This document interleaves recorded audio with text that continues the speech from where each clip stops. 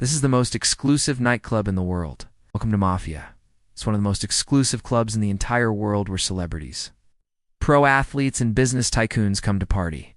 But this place has one strange rule: nobody dances. That's because there are cameras everywhere to make sure that nobody leaks any photos or videos to the public. And it's also rumored that if you dance, your membership will be revoked immediately. There are dozens of secret rooms inside the club with different themes, but they're only open to people with special access cards. It's like a hidden underground city where only the elite few are allowed to enter. They wanted to know everything about me: my full name, address, phone number, social security number, and even my occupation. I was told that if I wanted to go into any of the secret rooms, I had to wear both of them. She just shook her head and said it was against the rules. I could tell she wasn't happy working there, and when I asked her why, she told me it was the most depressing place she'd ever worked. She said it was impossible to have fun when everyone was just sitting around staring at their phones. I could see that she was trying to send me a message, but I didn't know what it meant until much later. It made me wonder why they had different colored wristbands. I knew that this place was special, but I didn't know exactly what was going on. I started paying attention to the other patrons to see if I could figure out what this place was all about. If I wanted to get out of there alive, I needed to find a way to blend in. So I put on my mask and started acting like the other patrons. I took secret phone calls and whispered to my fellow patrons. I even started to believe that I was part of the elite few. She looked at me and smiled. Then she handed me a drink. They had lured me back to the club under false pretenses. But why? What did they want with me? They told me that I had broken the rules of the club, and I knew that they were right. I denied it, but they didn't believe me. They said that I had violated the club's policy and that I would never be allowed in again. They also threatened me, warning me not to talk about what I had seen or heard inside the club. They said that they had seen me holding my phone up to my face and that I must have been recording audio. But I was still confused about what I had done wrong. I knew that this was a trap, but I drank it anyway. I had to do whatever they asked if I wanted to get out of there alive. They told me to get dressed and meet them outside. I did as I was told and walked out of the club without a backward glance. Was it to separate regulars from new members? Or maybe it was to keep track of which rooms people had visited. I realized that this wasn't just a nightclub. It was a place where the rich and powerful came to let loose. As I looked around, I realized that I had just escaped from the most exclusive club in the world. I don't know what goes on inside those secret rooms, but I'm willing to bet it's not pretty. But what I didn't realize was that I had been followed. Two men in black suits were walking towards me, and I knew that they were from the club. Thanks for watching. See you next time. But why did they need to hide their faces? Why were they whispering in the corners?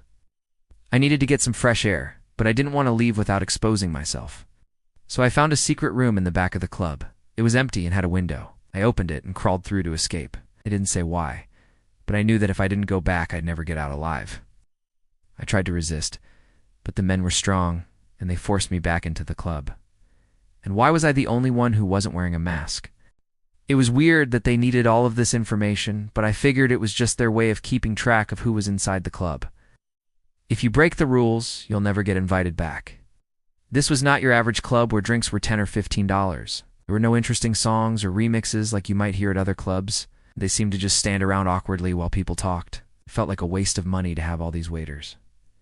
If they weren't going to serve the customers, but now I understand that the waiters were there to spy on everyone. They would listen to conversations and then report anything interesting to management. I started to realize that this place wasn't really about the music. But no matter what they were saying, it was obvious that they were trying to hide it. I started to think that maybe this place wasn't just a nightclub.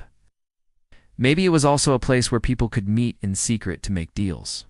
Instead, it was more about the exclusivity and the fact that I couldn't dance. Here they were, $20, $30, even $40 each. At the end of the night, I realized that this was intentional. The expensive drinks made it so people would stay longer and spend more money. I flew from Los Angeles to New York City for 3 hours so I could infiltrate the club and show you what goes on inside. I had to dress up in a suit and take a black car from the airport straight to the club. When we arrived, I was shocked by how discreet the entrance was. It didn't look like a nightclub at all. After I got inside, I realized this is not your average club. There were no windows and the main room was completely dark, except for a few lights on the ceiling. He brought me a bottle of water and then I noticed something shocking. There was a camera directly pointed at me. I looked around and saw cameras everywhere. I started feeling like I was being watched the entire time. I felt like I had just entered an underground secret society. There were tables and chairs everywhere and people were sitting around talking. It definitely didn't feel like a place to dance. A waiter came up to me and asked if I would like a drink. As soon as I entered the club, I was given a piece of paper and a pen, and they told me to fill out a form. Then they gave me 2 wristbands, one black and one white. When I went to the bar, I asked the bartender why people weren't dancing. She handed me a menu, and I saw that drinks were incredibly expensive. The music was very loud, but it was also very generic. It sounded like the DJ was playing whatever was popular on the radio right now. There were waiters everywhere, but I never actually saw them serve anyone. I noticed that some people were whispering in the corners, and others were taking secret phone calls. Some people were wearing masks, while others were hiding behind sunglasses. It was clear that some people didn't want to be recognized. There were businessmen in suits, athletes with their trophy wives, and rappers with their entourages. The more I thought about it, the more I realized that this place was dangerous. But after a while, I started to feel sick. All of the fake conversations were making me dizzy. Once I was outside, I took off my mask and breathed in the fresh air. They introduced themselves as security and said that I had to come back with them. When they brought me inside, I saw the same bartender from before. As I sat there waiting for them to make their move, I realized that I had been played. Just then, the 2 men approached me and sat down on either side of me.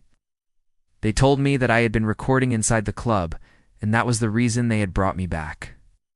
I tried to explain that I was just taking a selfie, but they didn't care. At that point, I knew that I was in too deep. I just infiltrated Mafia, the most exclusive nightclub in the world, and lived to tell the tale. If you want to learn how I managed to infiltrate one of the most exclusive clubs in the world, watch this video next.